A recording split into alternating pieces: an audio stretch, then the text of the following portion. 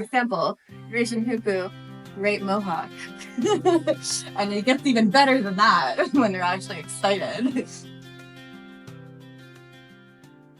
Hi, my name is Sara Wolman, and I'm a visual artist from the United States, specifically Alaska, and I also spent time in Mexico.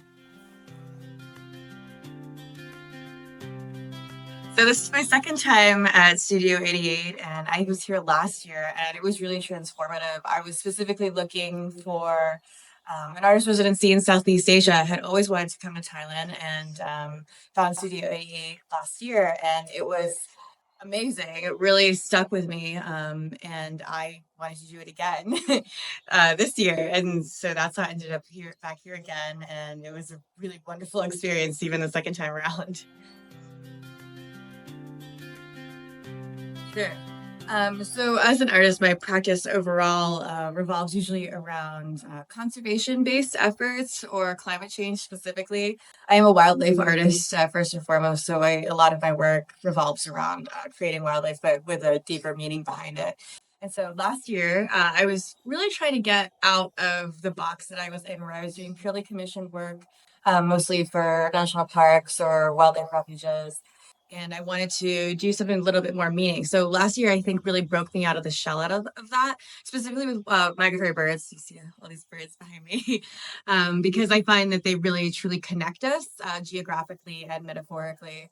And so that's what I started with last year. And then this year, it took me about a year to kind of start processing a lot of the meaning behind my work and my own personal feelings, where we are with climate change in this world. And I do believe at this point we are in something called the Anthropocene. So we are beyond the tipping point of where we could go back to what we used to think that the climate could be.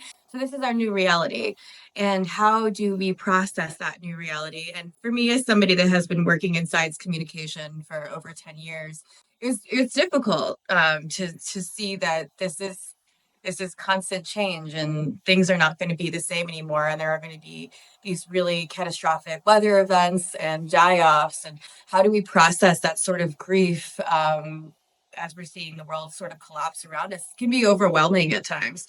So I wanted to kind of channel that in my artwork and be like, okay, so how do I process these really deep feelings that I think a lot of people have, and it's really hard to be inundated with, but still be able to live with intention and enjoy what is in the world that is very beautiful still. And so that's why I entitled this new series "What Still Sings," um, mostly to kind of look at something to be like, all right, I understand that this is changing and that I am grieving, and it's okay to process those feelings, because at the end of that process, we can start to appreciate what's really important in the world, within humanity, within the connection that we have with nature and with each other.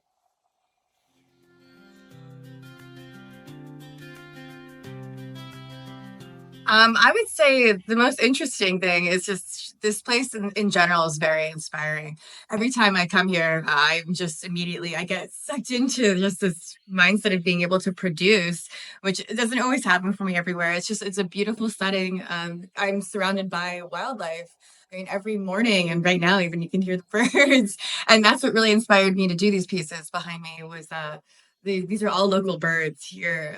These are all the calls that I was hearing every morning, and that's what I love specifically so much about this space, is that it's beautiful and it's truly inspiring. You're immersed in your surroundings, and it allows you to kind of reflect a bit more, which is what I feel like I really made a bit of a breakthrough in, the meaning that I want to put behind my work moving forward, just by being here and being in like kind of a state of reflection, and then channeling that into my artistic practice every night as I would be in my studio, which is amazing, outside, listening to the birds even at night, and drawing.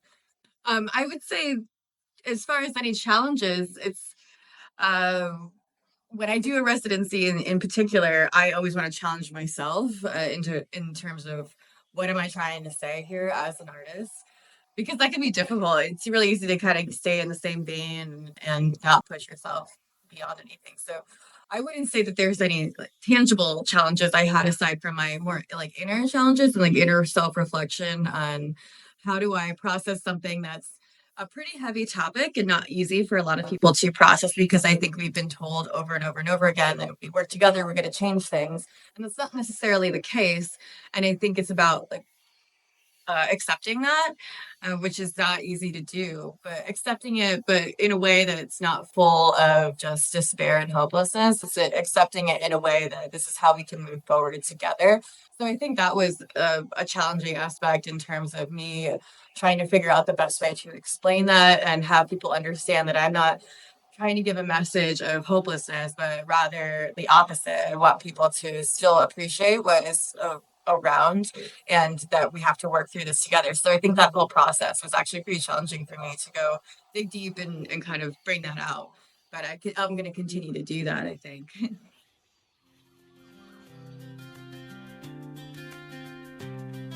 Studio 88 goes above and beyond my expectations for an artist residency, and I've done quite a few. And this one in particular is just why I came back for the second time. It really gets my creative energy rolling here. It's in a beautiful place, really surrounded by this incredible garden with these beautiful butterflies and birds. It's in close vicinity to the city, so if you really want to get to the city and get what you want, and there's lots of inspiration to be found there too. That's the location of it alone is fantastic, and then is fantastic too. She facilitates literally everything. I couldn't ask for a better residency to really get me in the flow of what I'm trying to do here. So I'm very excited, and I'm hoping to work more with Studio 80 in the future. My future plan is to continue doing more art in the same vein. Obviously, I focus very much on local birds here, and then I plan on doing that in the other spaces in which I live, Alaska and Baja and Mexico.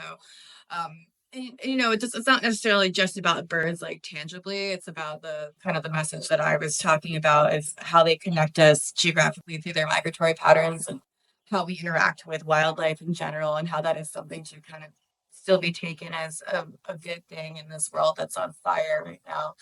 So I want to continue this series and show it in a variety of settings, either it be galleries or different openings, and hope that this is a message that we can use to kind of change the messaging with climate change and how we're processing things, so that we're not breeding indifference. We're trying to cultivate action and a bit of power and regaining our sense of self.